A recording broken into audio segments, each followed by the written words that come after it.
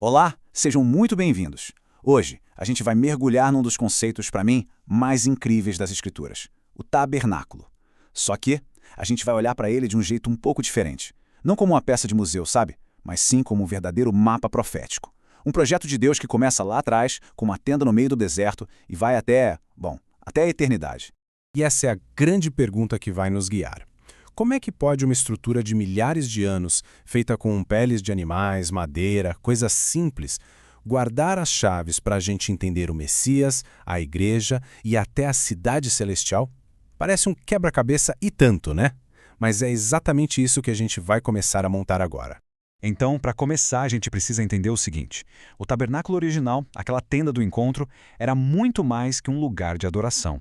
Ele era uma sombra, um modelo, um rascunho de algo muito, mas muito maior que ainda estava por vir. E aqui está o coração de tudo. O desejo de Deus nunca foi ser adorado de longe. O plano era habitar, morar, viver no meio do seu povo. Esse versículo aqui é a sementinha de um plano que vai cruzar a Bíblia inteira. Para a gente conseguir acompanhar essa jornada, tem dois termos que são chave: tipo e antítipo. Mas é bem simples, na verdade. Pensa assim, o tipo é como se fosse a planta baixa de uma casa, o projeto no papel. E o antítipo? Bom, o antítipo é a casa pronta, construída. O tabernáculo, então, era planta, era sombra. Agora, vamos ver a construção, a realidade. E é aqui que a planta começa a ganhar vida. A primeira e mais importante materialização desse projeto divino não foi um prédio, não foi uma construção, foi uma pessoa. Jesus Cristo é apresentado como o verdadeiro e vivo tabernáculo.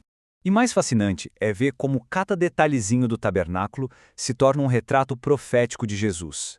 O véu, aquela cortina que separava as pessoas da presença de Deus, era um símbolo do corpo dele, que foi rasgado na cruz para nos dar acesso. O candelabro, a única luz lá dentro, apontava para ele como a luz do mundo. O altar do sacrifício, um prenúncio do sacrifício definitivo do Cordeiro de Deus. Nada ali era só decoração. Cada objeto era uma profecia esperando a hora de se cumprir. E essa conexão não é nada sutil, viu? O Evangelho de João usa uma palavra grega muito específica para descrever a vinda de Jesus, skeno. Ele não apenas habitou, ele tabernaculou. Ele literalmente armou sua tenda entre nós. É uma ligação direta, fortíssima, com a tenda do encontro lá do deserto. E essa ligação pode ser ainda mais profunda, talvez chegando até na data do nascimento. Se a gente seguir a cronologia do serviço de Zacarias no templo, que está ligada à concepção de João Batista, muitos estudiosos chegam à conclusão de que Jesus nasceu 6 meses depois. Isso cairia mais ou menos em setembro ou outubro, ou seja, exatamente durante a festa dos tabernáculos, a festa em que o povo de Israel morava em tendas para lembrar como Deus habitou com eles no deserto. É muita coincidência, não? Mas o plano não para em uma pessoa só. O projeto se expande. A morada de Deus, que se tornou carne em Cristo, agora se estende para toda uma comunidade de pessoas, transformando essa galera em algo totalmente novo. No modelo antigo, a coisa era bem restrita, né? O sacerdócio era exclusivo só para uma linhagem, uma tribo. Mas na nova aliança acontece uma verdadeira revolução. O que era para poucos, de repente se abre para muitos. Todos que creem são feitos reis e sacerdotes. Aquele acesso direto a Deus que antes era só para o sumo sacerdote, uma vez por ano, agora se torna universal para o seu povo a qualquer momento. Olha só que interessante, os símbolos do tabernáculo não foram simplesmente abandonados, eles foram reconfigurados para a igreja. Aquele candelabro de ouro que iluminava o santuário agora representa as igrejas, que devem ser luz no mundo. O incenso que subia a Deus simboliza as nossas orações. A adoração que acontecia num lugar físico agora acontece no céu, com a própria comunidade de salvos. E a história, então, nos mostra um contraste bem forte, para destacar ainda mais a santidade desse plano. O livro de Apocalipse pega os mesmos materiais sagrados do tabernáculo para descrever duas realidades completamente opostas.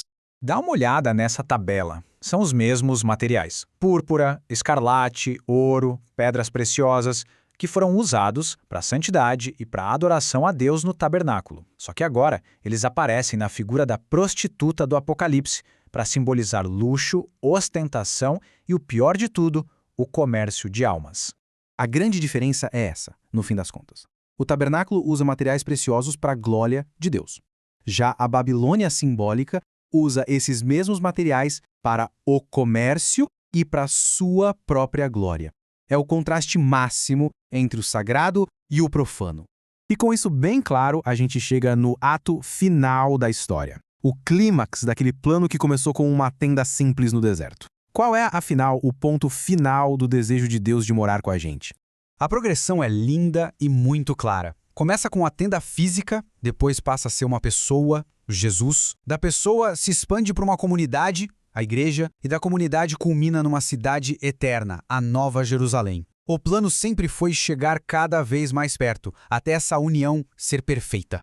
E aqui está o grande cumprimento. A promessa feita para Moisés lá em Êxodo finalmente ecoa na eternidade. O tabernáculo de Deus está, enfim e para sempre, com a humanidade. A jornada chegou ao seu destino. Mas aí, quando a gente chega nessa cidade final, tem uma reviravolta que ninguém espera. A única construção que definiu a adoração por séculos e séculos, o templo, simplesmente não está lá. Como assim? Por quê? A resposta nossa é de tirar o fôlego. O símbolo não é mais necessário porque a realidade, a coisa em si, está totalmente presente. Não precisamos de um lugar para encontrar Deus, porque o próprio Deus e o Cordeiro, eles são o lugar. É aquela história, né? A gente joga fora a planta da casa quando já está morando nela. Na conclusão de tudo, Cristo, o Cordeiro, cumpre pessoalmente cada papel que o tabernáculo um dia representou. Ele é o templo. Ele é a luz do candelabro, ele é a fonte da vida. Tudo, absolutamente tudo, converge para ele. E a gente termina com essa pergunta para refletir.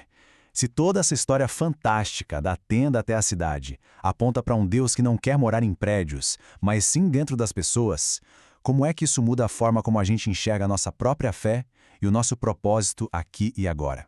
A jornada do tabernáculo, no fim das contas, não é só uma história antiga. É um convite para a gente se tornar também uma morada.